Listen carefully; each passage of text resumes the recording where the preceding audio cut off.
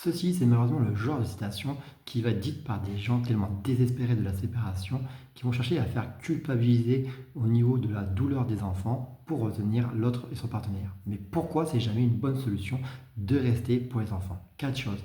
Premièrement, c'est tout d'abord leur faire croire qu'on doit se sacrifier pour la famille alors qu'on ne souhaiterait pas qu'eux-mêmes soient enfermés dans une relation qui ne les épanouisse pas ou pire, qu'ils soient dans une relation toxique. Or, si on leur montre ce schéma-là de sacrifice pour la famille, eh ben, il y a de grandes chances qu'ils le reproduisent. Et donc, il faut mieux leur faire voir, leur apprendre qu'effectivement, on peut changer de relation quand celle-ci ne nous convient plus.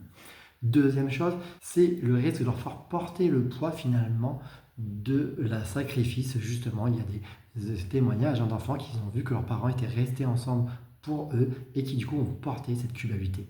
Troisième fait, c'est que le fait que ça ne va pas résoudre le problème, mais juste reporter le problème dans le temps, puisque la séparation pourra toujours avoir lieu au moment où les enfants quitteront le foyer conjugal.